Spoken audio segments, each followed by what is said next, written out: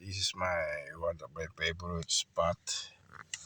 Almost a year ago, this area makes me money. It's like a part-time job. So I'm always here, afternoon, night, morning. It depends on me. I always come here to buy mineral water and car washing, buy a perfume. So this is it. Through the years, it gives me for the bills.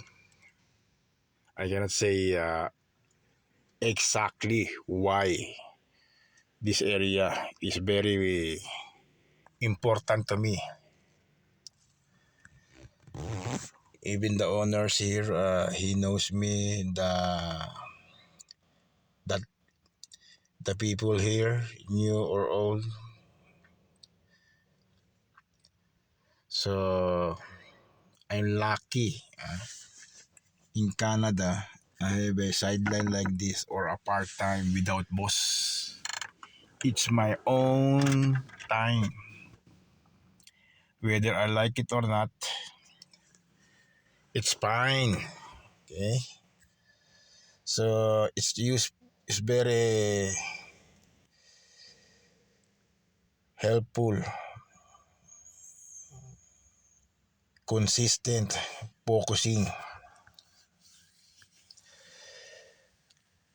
for the bills, for the food, everything for the gas. That's all I can say.